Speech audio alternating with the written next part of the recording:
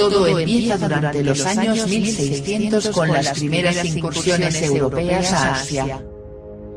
Resulta que los chinos, quienes ya tenían una larga historia y tradición, ya habían venido usando una sustancia llamada opio desde hacía 1000 años atrás en su medicina. Sin embargo, fueron los europeos quienes introdujeron la práctica de fumarlo con fines recreacionales al mezclarlo con el tabaco traído desde América. De esta forma, el consumo de opio se fue popularizando bastante durante los siguientes años en China, país que contaba con la economía más grande del mundo en aquel entonces dada su enorme población.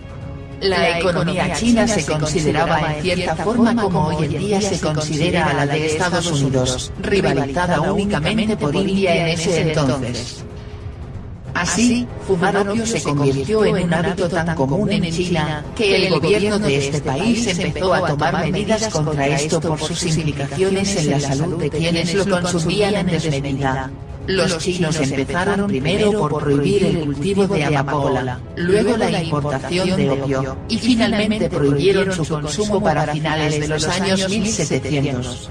Para esta misma época, los ingleses ya habían desplazado a otras potencias europeas, y sus recientemente conquistadas tierras en la India tenían enormes cultivos de amapola. Los británicos no la pensaron dos veces y aprovecharon la prohibición en China para hacerse millonarios con el opio indio durante las siguientes décadas.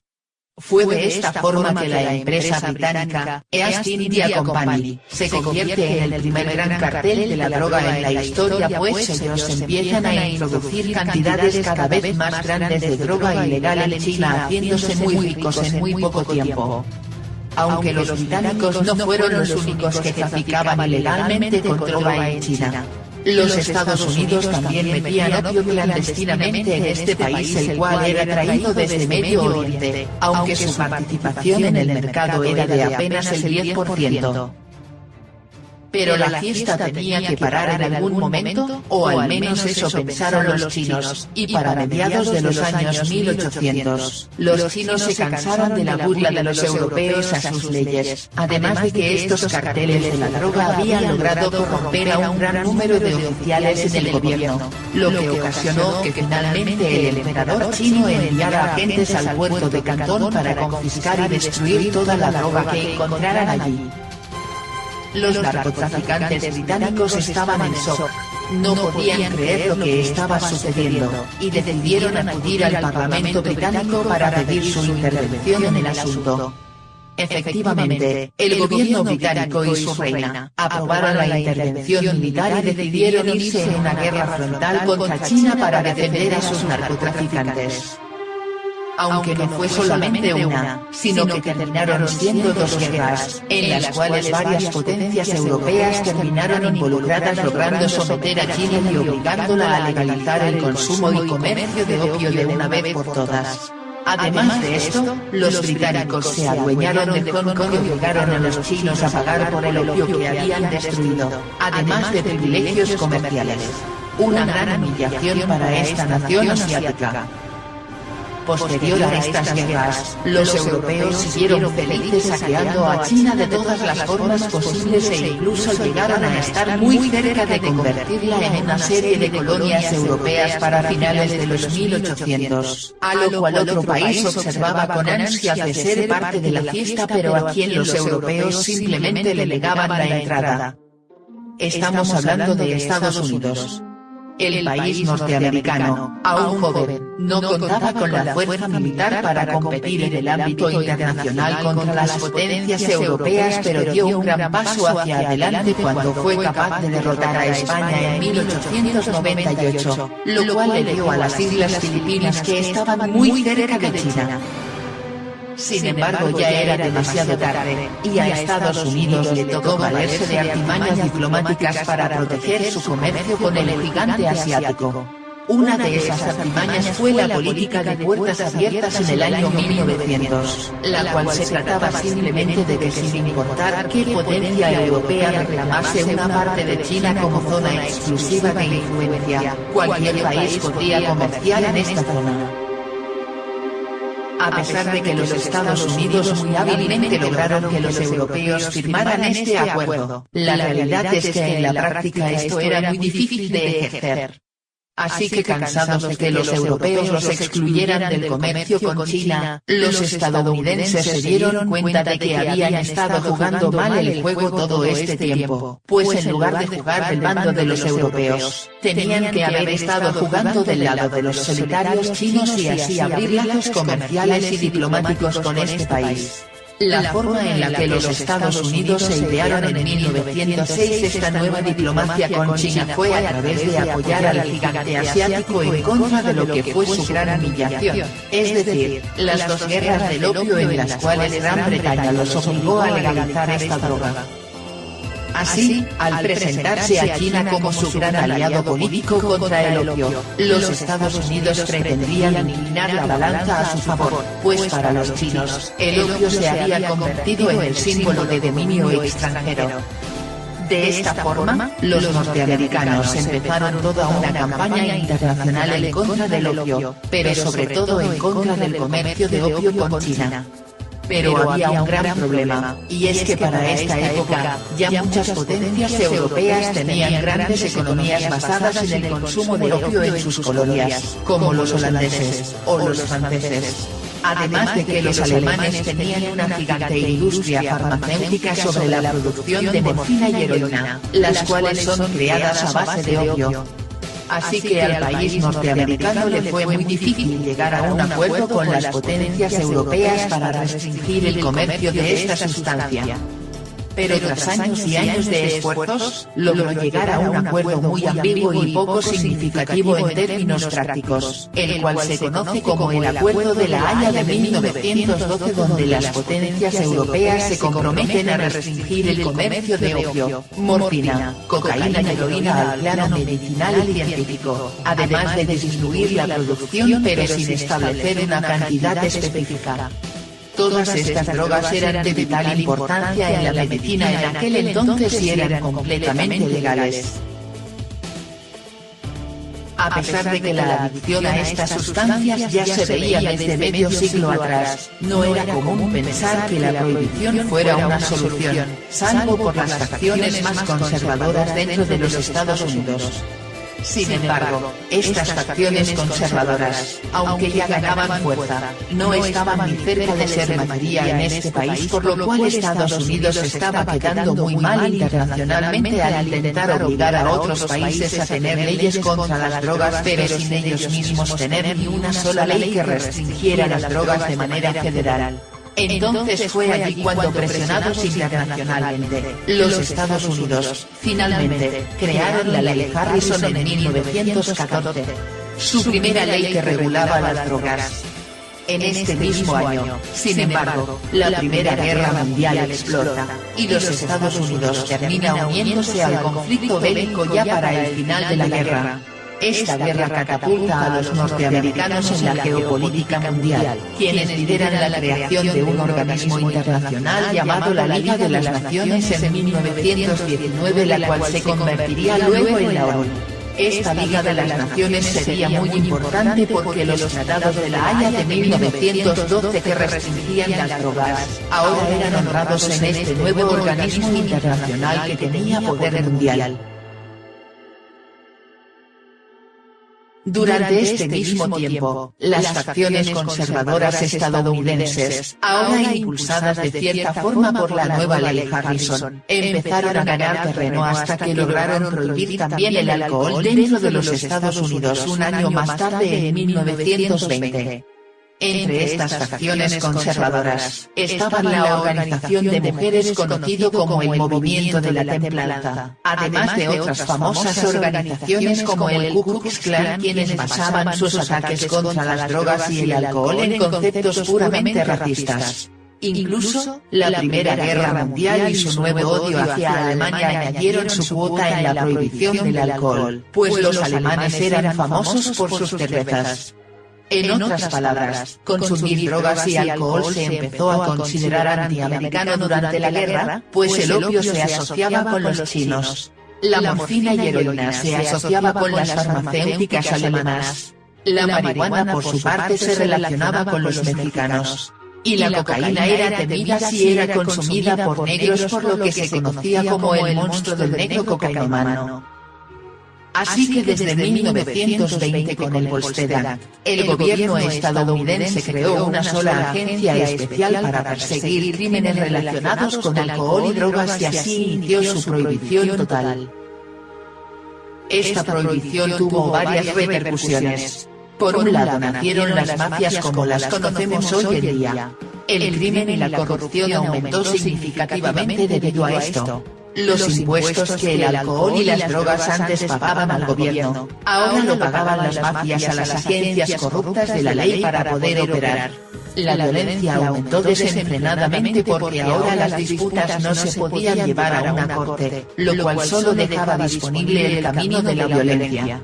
El desbordamiento del crimen colapsó a las autoridades, y los crímenes comunes proliferaron durante este tiempo, pues a comparación de la mafia, el crimen común era de poca importancia.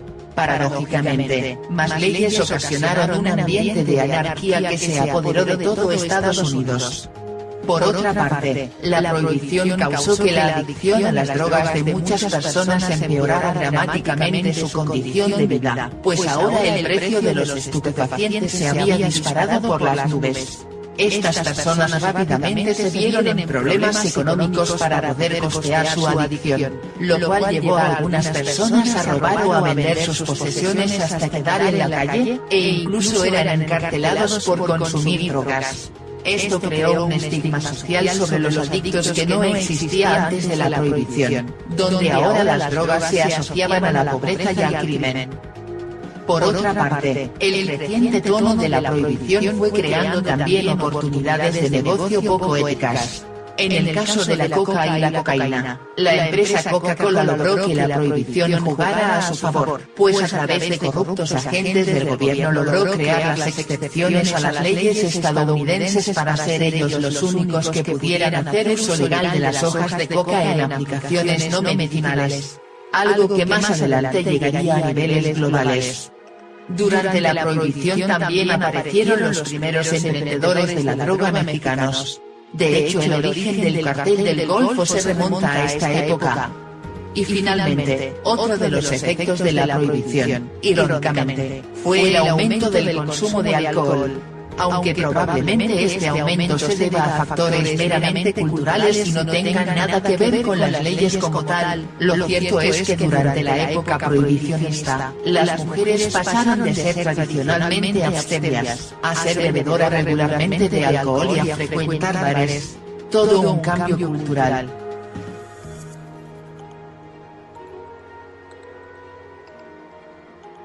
Desde los años 1800 hasta la década de los 20, grandes industrias se formaron alrededor de las drogas, las cuales tenían y aún siguen teniendo usos legítimos dentro de la medicina, quienes a pesar de que ya contaban con una reglamentación internacional desde 1912, eran comercializadas legalmente por empresas farmacéuticas.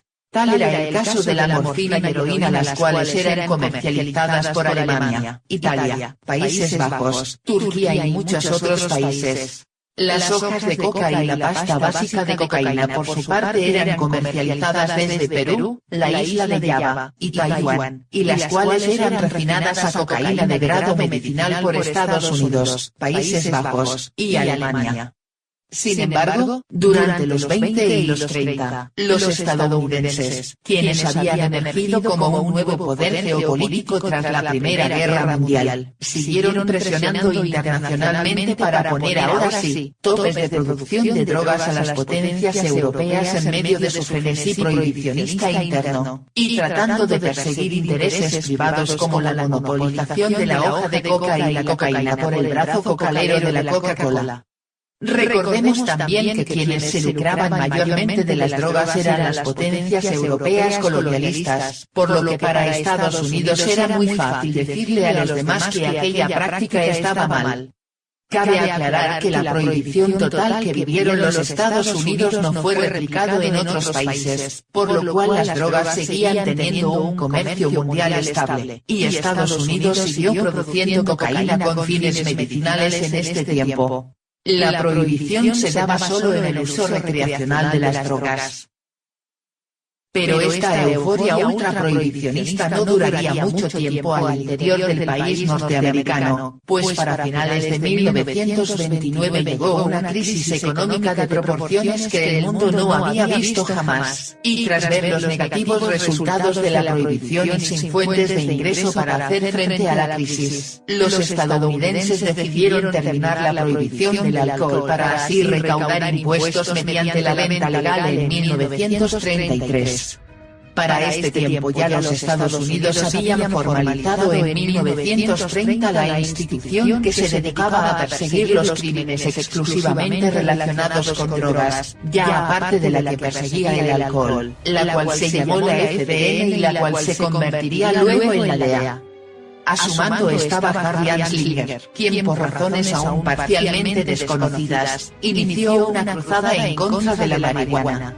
Muchos dicen que Anslinger estaba comprado por la empresa de fibra sintética DuPont, la creadora del nailon, ya que la marihuana servía para sacar fibra natural, la cual era una competencia directa para la fibra sintética.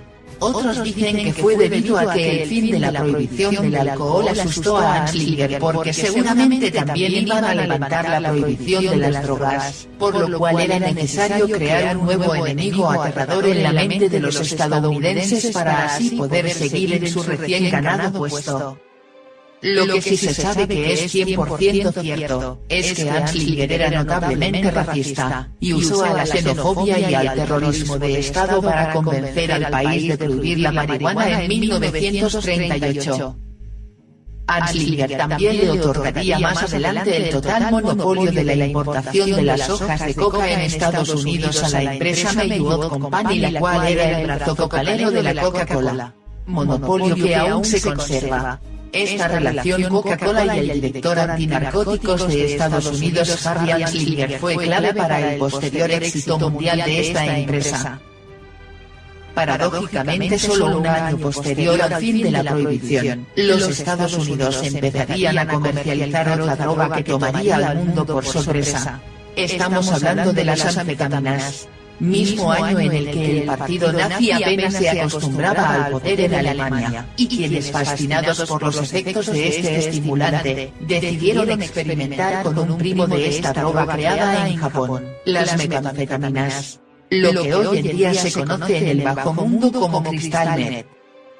Estas drogas escaparon las regulaciones de la Haya y la Liga de las Naciones debido a su tardía aparición en el mundo, por lo cual se podían conseguir en cualquier farmacia sin ningún tipo de receta médica. Al igual que con las otras drogas cuando eran legales, no se percibía ningún problema de salud pública aterrador relacionado con su consumo. Estas drogas, de hecho, jugaron un papel fundamental en la guerra relámpago de Adolfo Hitler en sus incursiones militares europeas, las cuales daban la impresión de que los soldados nazis fueran como superhumanos, con increíble fortaleza y capaces de marchar durante días enteros sin parar. Estas incursiones militares, sin embargo, finalmente llevaron a una nueva guerra mundial que cambiaría el mundo de las drogas para siempre. Resulta que a pesar de que la prohibición del alcohol fue levantada, la prohibición de las drogas siguió en pie en Estados Unidos dadas las implicaciones internacionales que los mismos Estados Unidos habían impuesto, además del nuevo estigma sobre el consumidor de drogas creado durante los 20. Esto obligó a las mafias que se dedicaban a comerciar alcohol a migrar hacia el comercio de heroína durante los años 30 para poder sobrevivir. La cocaína ya había perdido gran popularidad debido a que las nuevas anfetaminas producían un efecto muy similar y eran legales. Así que las mafias no acabaron con el fin de la prohibición del alcohol, pues las drogas seguían ofreciendo un lucrativo mercado. Así que cuando las Fuerzas Armadas norteamericanas vieron cómo sus buques de guerra eran hundidos en propio suelo norteamericano por agentes alemanes a inicios de la guerra, el gobierno, sin saber qué hacer, decidió recurrir a las mafias italianas para que se encargaran de la seguridad nacional en lo que se conoce como la Operación Underworld. De esta forma, agentes de inteligencia de Estados Unidos pactaron con los líderes de la mafia italiana para brindarle seguridad a sus puertos a cambio de reducción de sentencias. Adicional a esto, la mafia italiana suministró información y pie de fuerza en suelo italiano antes y durante la invasión norteamericana a la Italia de Mussolini, a cambio de que se les otorgara poder político a varios mafiosos tras el derrocamiento del dictador. Muchos mafiosos fueron efectivamente puestos en altos cargos locales a manos de los estadounidenses tras la derrota de Mussolini. De esta forma, el país norteamericano empezó a entender que las mafias creadas por la prohibición eran una herramienta muy útil en sus operaciones clandestinas, pues al operar fuera de la ley, estas mafias eran perfectas para hacer el trabajo sucio que los Estados Unidos no podía hacer sin violar leyes internacionales. De esta forma, la prohibición y sus hermanos siameses, las mafias, probaron ser una poderosa arma militar de la cual los norteamericanos se empezaron a enamorar.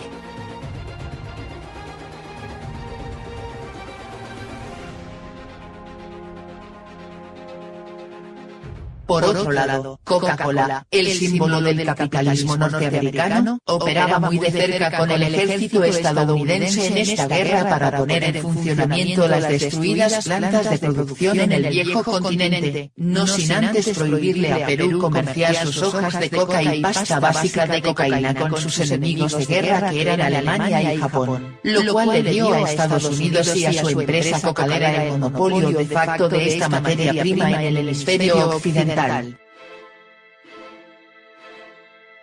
Cuando por fin esta guerra llegó a su final, Estados Unidos se encontraba con dominio militar de Perú, Java y Taiwán.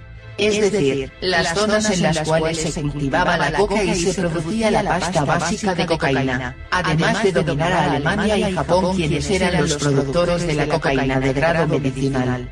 De esta forma, Estados Unidos empieza a imponer una prohibición total de la cocaína en el mundo entero. Esta prohibición de la droga andina era una prohibición mucho más severa que la prohibición de otras drogas como la heroína y la morfina, pues a estas drogas se les seguían respetando sus mercados legítimos dentro de la medicina, lo cual no sucedió con la coca y la cocaína.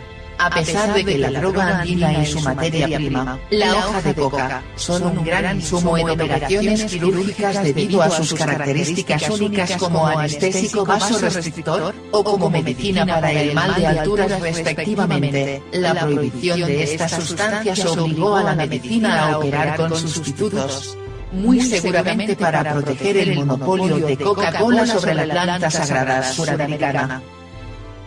Terminada la guerra, el gobierno estadounidense cumplió su palabra, y el jefe de la mafia italiana, Lucky Luciano, fue enviado a Italia donde reanudó las operaciones del narcotráfico italoamericano, y en donde la Cuba de Batista era el gran lugar de paso en este trasiego. Con los Estados Unidos como líder indiscutible mundial del hemisferio occidental, la débil regulación de las drogas de 1912 fue tomando un tono mucho más agresivo mediante la nueva organización internacional llamada ONU, la cual reemplazaría a la Liga de las Naciones. Los Estados Unidos tenían una prohibición de facto sobre la coca y la cocaína a nivel mundial, la cual luego legalizarían a través de este organismo. Tal y como sucedió durante los 20 con el alcohol, la prohibición de la coca y la cocaína en Sudamérica ocasionó la aparición de mafias alrededor de esta droga por primera vez. Por otra parte, la prohibición y las conexiones del gobierno yanqui con el bajo mundo de las drogas alcanzaría niveles espeluznantes en los siguientes años, lo cual vamos a ver en los siguientes videos, y donde vamos a ver una vez más cómo la guerra contra el narcotráfico solo obedece a intereses geopolíticos y económicos. Hasta la próxima.